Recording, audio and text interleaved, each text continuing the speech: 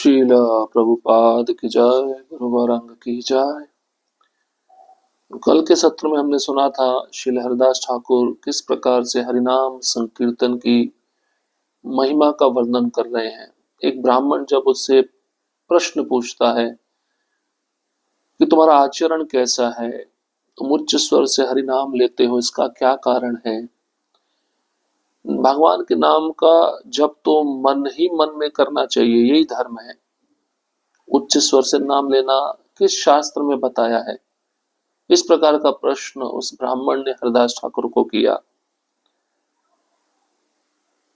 हरदास ठाकुर उत्तर देते हैं कि उच्च स्वर से नाम लेना मतलब 100 गुना अधिक पुण्य प्राप्त करने जैसा है। शास्त्रों में इसके विषय में कुछ भी दोष नहीं बतलाया गया है, इसके गुण अवश्य बतलाए गए हैं। उच्च स्वर से जो व्यक्ति नाम लेता है, जप और स्मरण आदि की अपेक्षा 100 गुना अधिक फल उसको प्राप्त होता है। और उच्च स्वर से नाम लेने पर पशु पक्षी कीट सभी श्री वैकुंठ धाम को चले जाते हैं। इस प्रकार का उत्तर हरदास ठाकुर ने उस ब्राह्मण को दिया। अब उस ब्राह्मण का और हरदास ठाकुर जी का और क्या संवाद आगे हुआ, उसको हम श्रवण करेंगे। तात्पर्य, एक समय श्री नंदादि गोप सरस्वती नदी के तट पर अंबिका वन में उपस्थित होकर देव ब्राह्मण की पूजा के बाद व्रत धारण पूर्वक रात्रि वास कर रहे थे। इतने में एक भीषण आकृति वाले महासर्प ने नंद बाबा को अपना ग्रास बना लिया।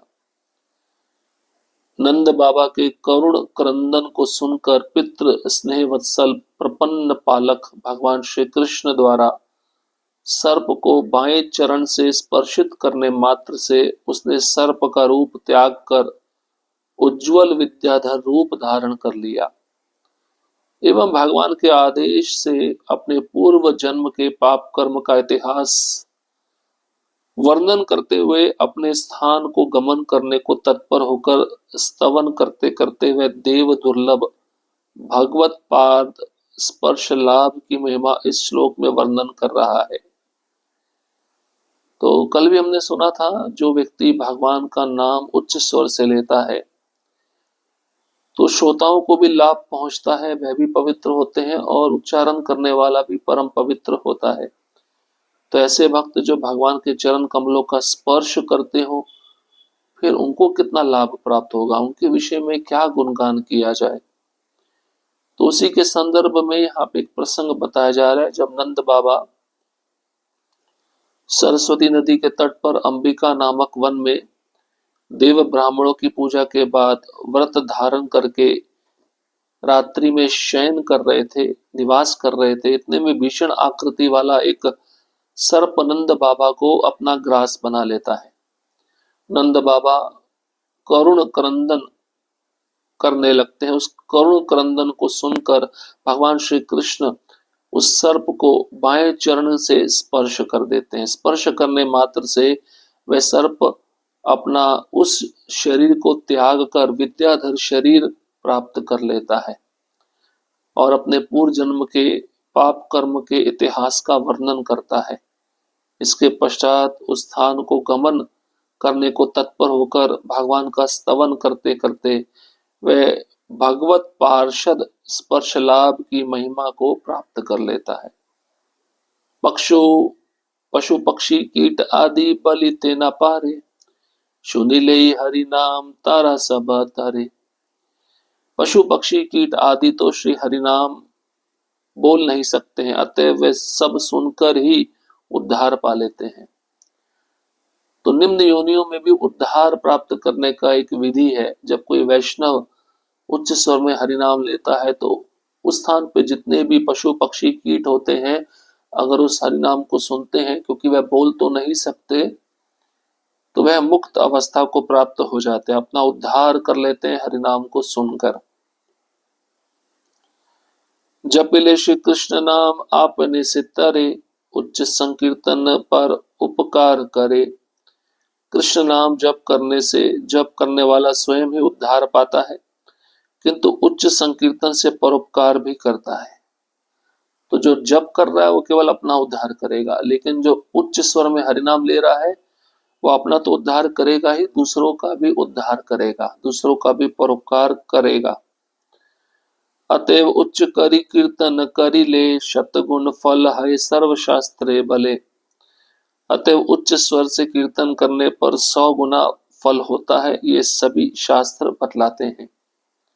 ये सब बातें चैतन्य भागवत में दिया गया है, जो वृंदावन दास ठाकुर लिखे हैं, और ये सब बातें हरदास ठाकुर भी उस ब्राह्मण को बता रहे हैं कि जो व्यक्ति उच्च स्वर में भगवान के नाम का कीर्तन करता है उसको 100 गुना फल अधिक प्राप्त होता है। ये बात सब शास्त्रों में बतलाई गई है। जप तो हरिनामानि स्थाने शत गुणाधिका, आत्मनंच पुनात्युच्चे पंचोत्रन पुनातिचा। जो मन मन में हरिनाम जप करते हैं उनसे वह व्यक्ति 100 गुना श्रेष्ठ है जो उच्च स्वर से कीर्तन करते हैं। यह उपयुक्त है, क्योंकि जप करता केवल अपने को ही पवित्र करते हैं, जबकि उच्च स्वर श्रोताओं को अर्थात सभी को पवित्र कर देते हैं। तो अंतर बता रहे हैं, जो जप करता है और जो उच्च स्वर में कीर्तन करते हैं उसमें क्या भेद है। जप करने वाला केवल अपना ही उद्धार कर पाएगा, और उससे 100 गुना अधिक श्रेष्ठ वह भक्त है जो उच्च स्वर में हरिनाम लेता है। जो उच्च स्वर में हरिनाम ले रहा है वो सुनने वालों को भी पवित्र कर रहा है, अपने को भी पवित्र कर रहा है, लेकिन जो जप कर रहा है वो केवल अपने को पवित्र करेगा, दूसरों को पवित्र नहीं कर पाएगा। अतः जप कर्ता से उच्च संकीर्तनकारी 100 गुना श्रेष्ठ है।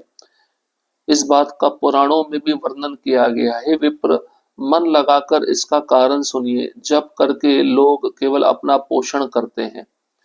उच्च करी करिले गोविंद संकीर्तन, जंतु मात्र सुनिचई पाई विमोचन। किंतु श्री गोविंद का उच्च संकीर्तन करने से उसे सुनकर जीव मात्र मुक्ति पा लेता है। सब प्राणियों की जीवा होने पर भी मनुष्यों के अतिरिक्त अन्य जीव श्री कृष्ण नाम उच्चारण नहीं कर सकते हैं। जिस कार्य से व्यर्थ जन्म वाले जीवों का भी सहज निस्तार हो रहा है, तो बतलाएं उस कार्य के करने में क्या दोष है। तो हरदास ठाकुर कहते हैं, भाई जीवा तो दूसरी योनियों में भी है, दूसरे शरीरों में भी है, लेकिन मनुष्य शरीर को छोड़कर जीवा जो दूसरी योनि में है वह श्री कृष्ण के नाम का उच्चारण नहीं कर सकती, ये लाभ उसको प्राप्त नहीं हो सकता। जिस कार्य से व्यर्थ जन्म वाले जीवों का भी सहज निस्तार हो रहा है, हरिनाम करने से अगर कोई सुनकर अपना उद्धार कर लेता है तो उस कार्य को करने में दोष क्या है, क्या बुराई है।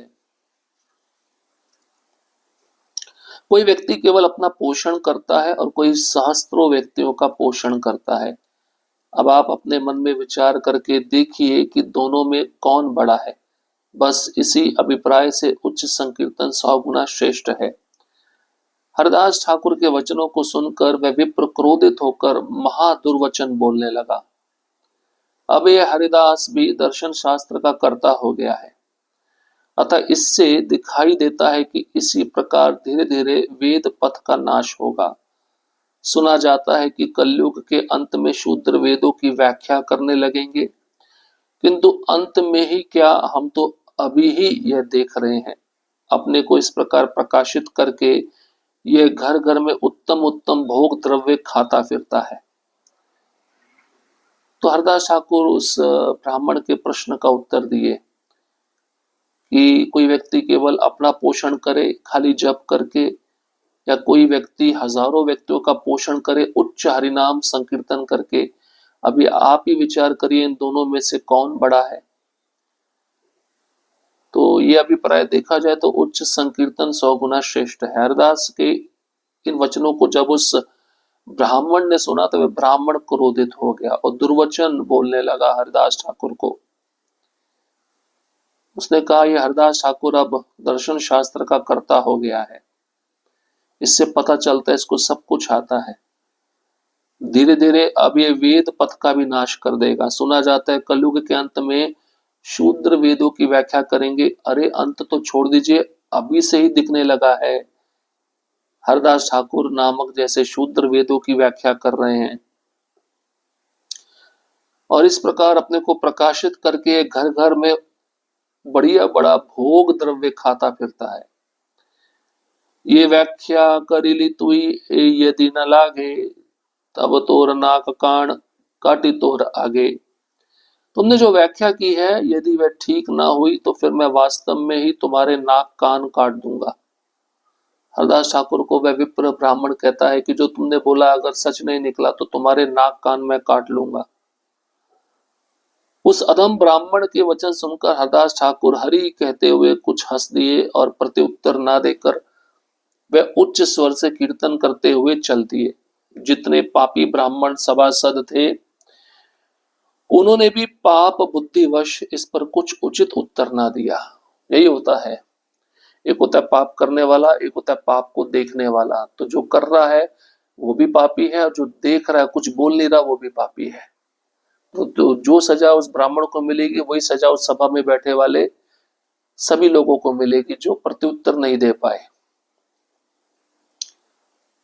तो ये सब अधम शब्द जब उस ब्राह्मण के मुख से निकले तो हरदास ठाकुर हरि हरि शब्द बोलने लगे, हंस दिए और प्रत्युत्तर उन्होंने नहीं दिया।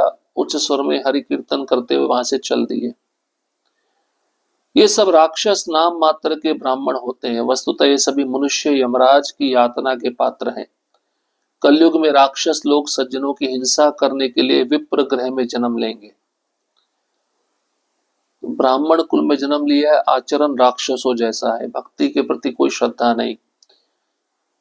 तो ये लोग जो ब्राह्मण कुल में जन्म लेते हैं जिनको अपने ब्राह्मणत्व पर बहुत गर्व होता है लेकिन भक्ति में कोई श्रद्धा नहीं होती, सब राक्षस है।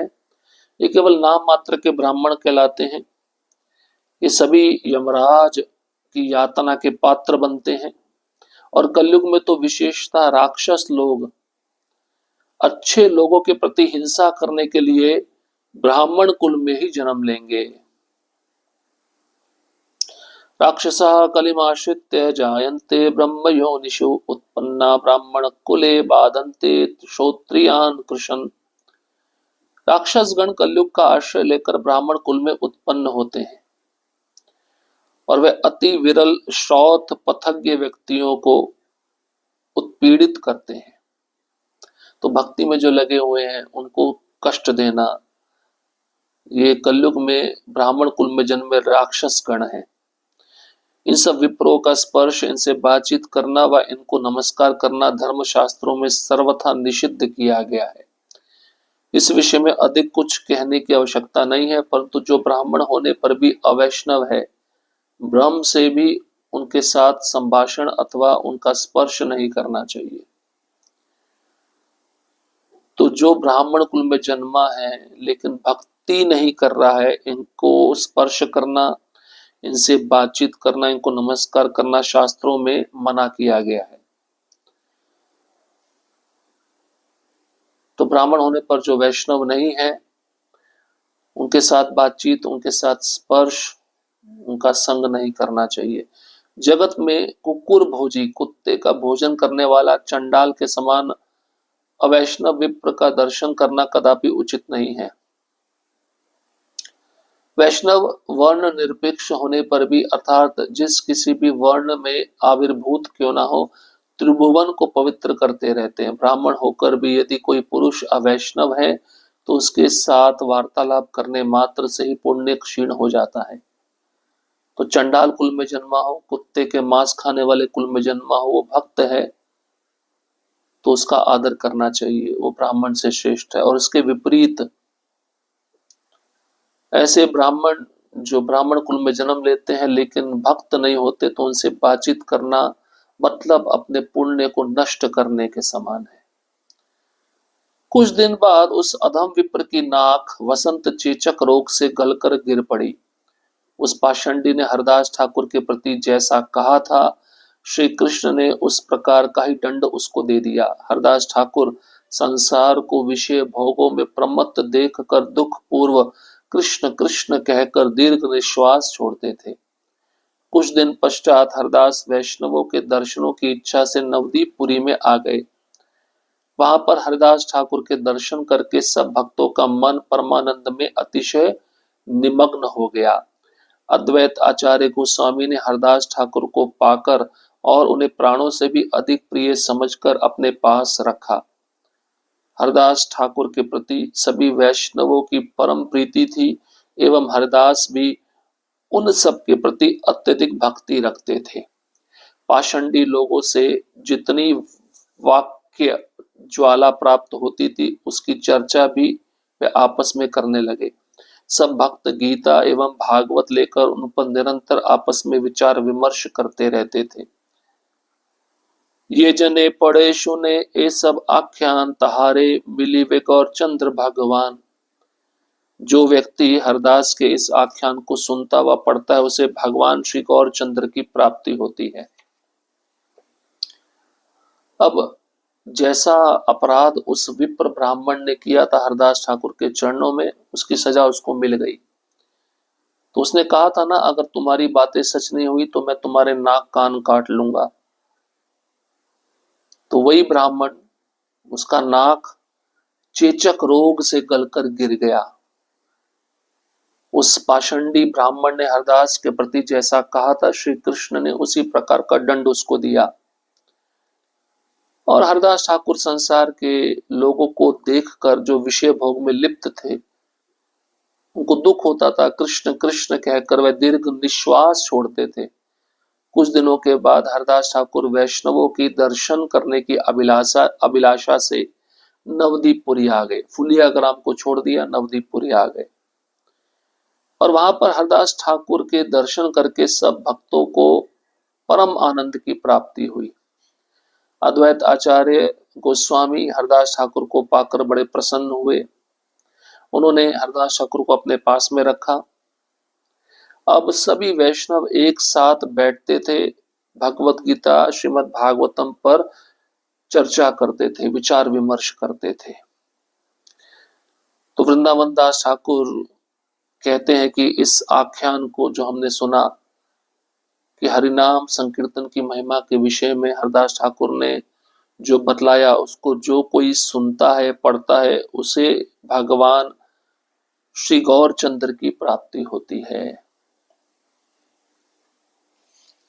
अब अगला प्रसंग रहेगा, हरदास ठाकुर किस प्रकार से गुफा में हरिनाम का जप करते थे। उस गुफा में एक सांप रहता था, वो सांप भी हरिनाम सुनता था, वो सांप का रंग बदलता था। इसके विषय में हम अगले सत्र में श्रवण करेंगे। हरे कृष्ण कृष्ण कृष्ण हरे हरे, हरे राम राम राम हरे हरे। श्रील प्रभुपाद की जय, गुरु गौरांग की जय।